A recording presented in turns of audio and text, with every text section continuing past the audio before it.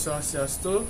Perkenalkan, nama saya Madinanda Kurniawan dengan NIM 2213041018. Dalam kesempatan kali ini saya akan memaparkan atau memberikan ilustrasi video salah satu permasalahan siswa dalam mempelajari mata pelajaran biologi. Yaitu yang saya angkat yaitu materi teori evolusi, di mana siswa-siswa tersebut sangat bertentangan, di mana terdapat dua pandangan yang berbeda antara pandangan dari teori evolusi biologi dan teori evolusi dari pandangan filsafat dan kepercayaan atau agama. Baik, untuk lebih lanjut kita simak video berikut.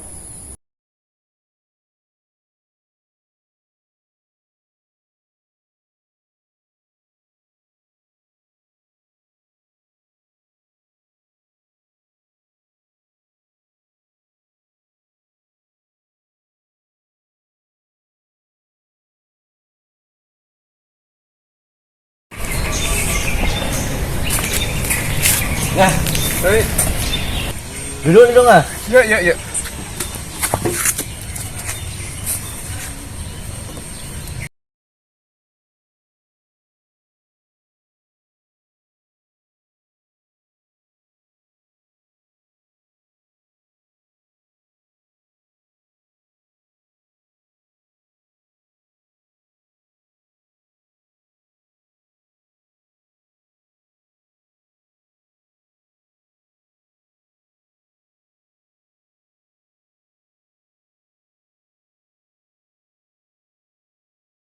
Exit.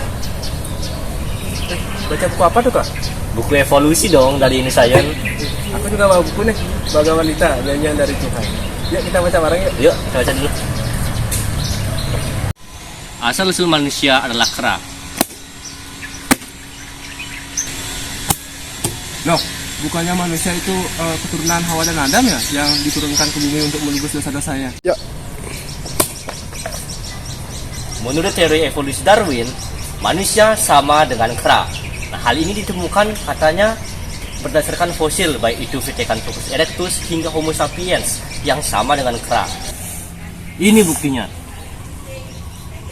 Wah, kamu keliru. Nah, ini fosil yang ditemukan pada yang dikatakan mirip manusia itu adalah fosil sebenarnya dari bangsa Anoman. Jadi mana setelah Rama mengalahkan Rahwana itu, bangsa Hanuman itu menyebar seluruh dunia. Jadi mungkin fosil yang kamu katakan mirip dengan manusia ini adalah fosil dari bangsa Hanuman. Apa landasan Anda berpendapat seperti itu? Sedangkan jelas-jelas bukan kalau teori evolusi itu udah ada kajiannya, udah ada penelitiannya, sehingga pendapat saya itu lebih kuat kalau manusia sama dengan kera.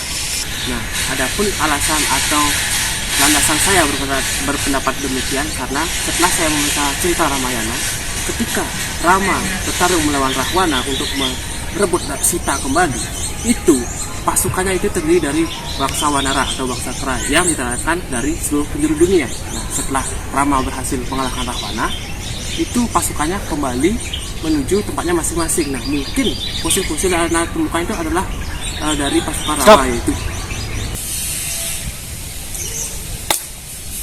Apa itu? Kita panggil Pak Guru. Wahai Pak Guru, datanglah kau di sini. Datanglah Pak Guru, datang. Datanglah wahai kau Pak Guru.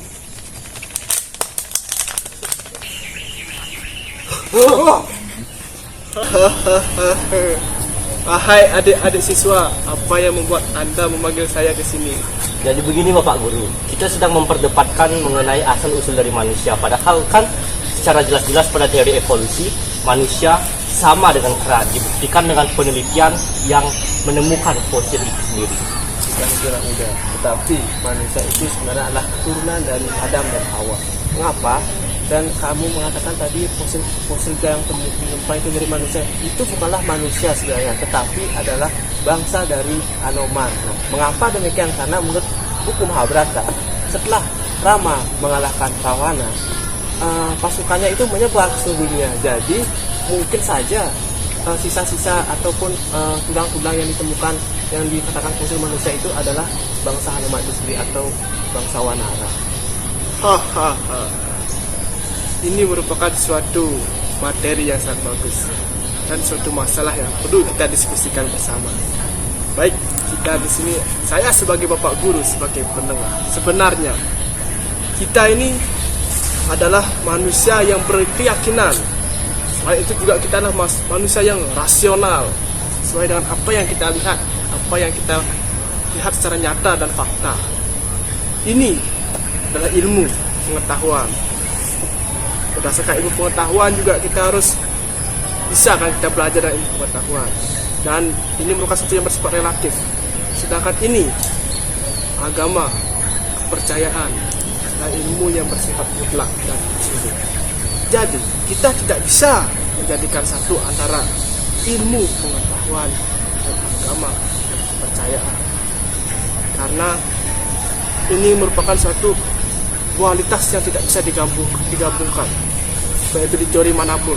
Apalagi kita sekarang teori evolusi.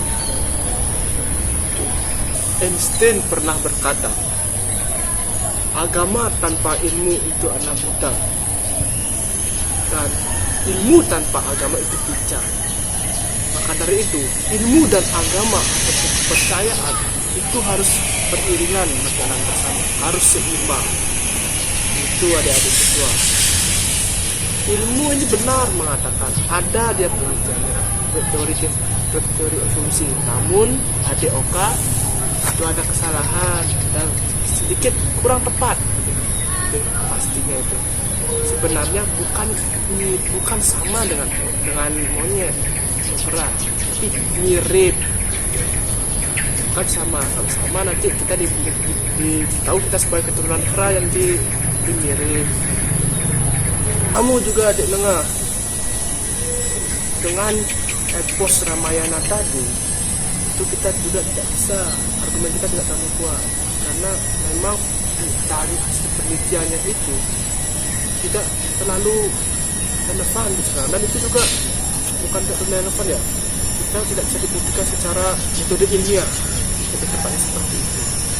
Apalagi epos Ramayana kita tidak tahu ada Hanoman, ada Ramayana.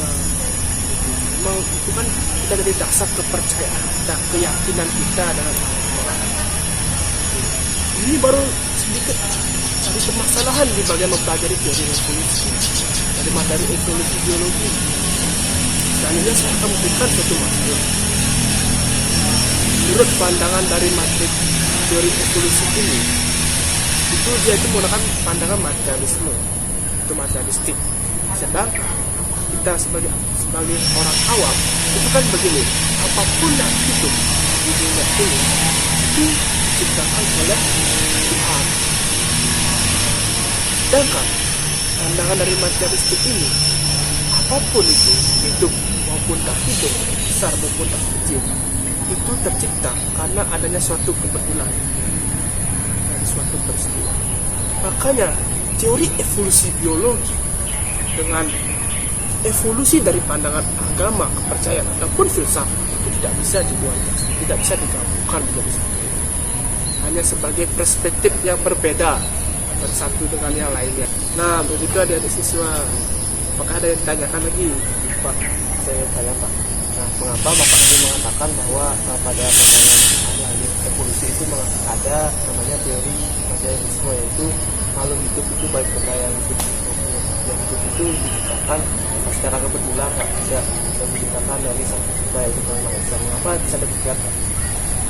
Nah, begini ya, karena ahli filsuf mendahulu, makanya sebelum Darwin ini ada ahli filsuf nih, seperti Plato, Aristoteles. Itu dia kan filsuf ya, dan pada saat itu para filsuf itu tidak terlalu mengedepankan agama gitu. Keyakinan itu dinomorduakan saat itu para filsuf itu. Makanya kita sering dengar pada sekarang ini kan ada yang namanya, kalau kita masuk ke jurusan filsafat itu kan dibilang ateis ya. Dia dibilang ateis pada saat itu. Makanya dia itu tidak mengetahui yang namanya keyakinan. Dan selanjutnya itu kita akan langsung masuk. Kalian tahu nggak apa itu abiogenesis dan biogenesis? Kurang tahu. Kurang tahu ya. Baik, sekarang Bapak akan jelaskan tentang apa itu biogenesis dan abiogenesis. gini tuh, ada abiogenesis dan biogenesis ini. Nah, di mana abiogenesis itu ya itu merupakan di mana benda ada suatu makhluk hidup yang berasal dari benda anorganik atau benda mati. Seperti kita roti dan diamkan, itu kan benda mati tuh. Dan menakan muncul nyamuk, muncul makhluk hidup di sana,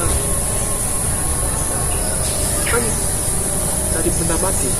Tapi ada juga biogenesis, itu dari benda hidup dan itu tidak berasal dari benda mati, benda makhluk yang berasal dari benda hidup. Kan itu sudah awam kita temukan. Juga ini juga menjadikan perdebatan masalah biogenesis dan biogenesis ini.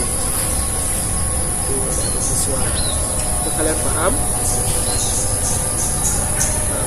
Nah, untuk kesimpulannya kita dari diskusi ini, semua pandangan itu benar, semua benar tergantung dari perspektif atau situasi kita di mana kita berada. Jika kita pada situasi di akademik, di formal, kita dalam mempelajari biologi, dalam mempelajari evolusi, itu kita harus sedikit ya tidaklah mengedepankan kepercayaan kita masing-masing. Dan kita untuk bagaimana hasil ahli-ahli dari teori evolusi ini dijelaskan. Jika kita dalam konteks keagamaan, ya kita bolehlah pakai dari kepercayaan masing-masing. Apa semua adik-adik? Paham Bapak? Ya, sekarang Bapak mau pergi dulu ya. Ini